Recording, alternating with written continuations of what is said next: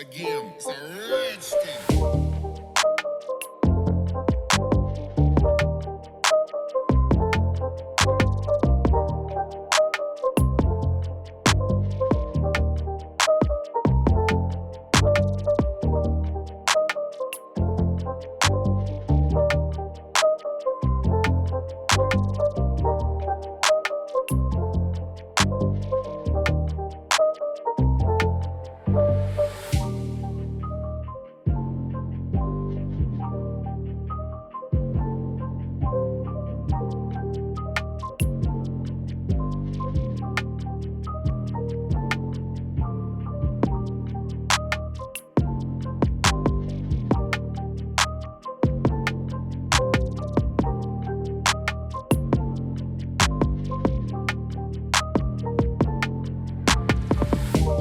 They were so cute.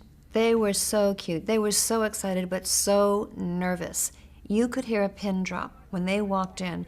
You know, they looked around the room, they came in, they're kind of like looking, and, all they cared about was, seeing Elvis. They were excited, but holding it back. They wanted to be respectful, but I was amazed at how shy they were. We walked into the room. Elvis was sitting on the couch and got up and said hello.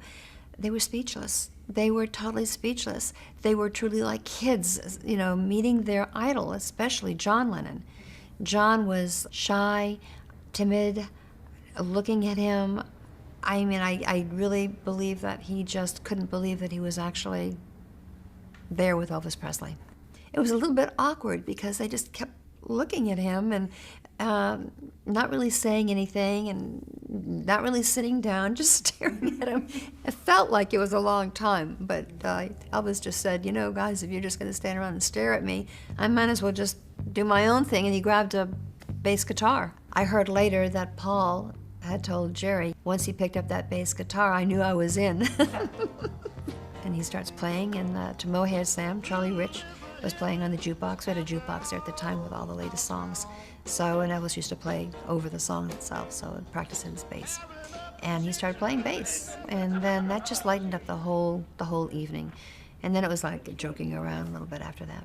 I think that Elvis, walked away from that thinking that these were good kids, that they've already sensed, their popularity, but I think that knowing that they were in the States and they were getting a lot of recognition, that he wished them. Myself, one or two others, and we were driven. We ended up in the big driveway of Elvis's house. We all jumped out of the car, and as usual, I was always the last one. So John, Paul, George, Ringo, everybody went through the doorway with Elvis standing immaculately dressed in his beautiful red shirt, a dark pair of pants, and he greeted everybody as they went through the door. And I'm the last one through the door, and as I get to the door, I said to Elvis, my name's Alf, I'm the Beatles driver, roadie. Grasped me by the hand, welcome to my home, sir, pulled me through the door, and in we went. We're going through this very large hallway with this huge, great fireplace in the middle of the room with a sort of a copper chimney, and this lovely wall all around it. We go further through into a lovely sitting room. John, Paul, George, Ringo sat down. There was a couple of TVs, colour TVs on here. And they were both going, but no sound. And suddenly from nowhere, Elvis reaches over the back of him and brings in the guitars and passes one to Paul and to George and to John, and Ringo's at the end of the settee, tapping in time to the jamming that was taking place. And we all stood back, and I can picture Brian and the Colonel over in the far corner of the room surveying the situations, and there's us sort of standing there, and we're looking, and obviously we're tremendously excited by all this. So finally Elvis sits there, and he's nervous, and the Beatles are sitting there, and they don't know what to say. Finally, he just looked at him and he said, hey, look, if y'all are going to stare at me all night long, I'm going to bed. I'm going to bed, man. Yeah, I was kind of hoping we could sit around and talk, maybe about music, maybe even jam. Jam? And when he said that, they just went nuts. And, because that was a dream for them.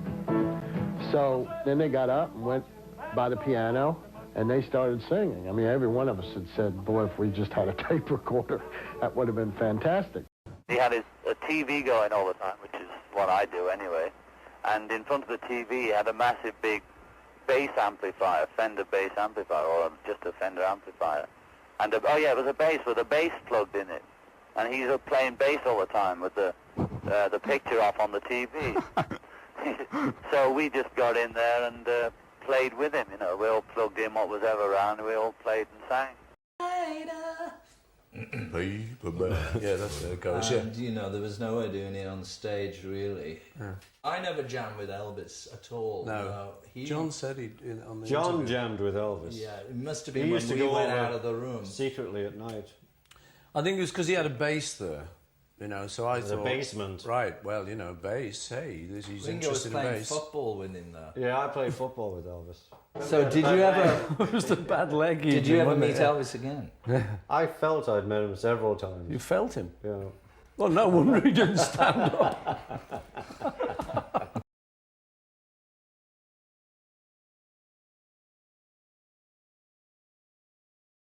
I never jammed with Elvis at all. No. John said he on the John interview. jammed with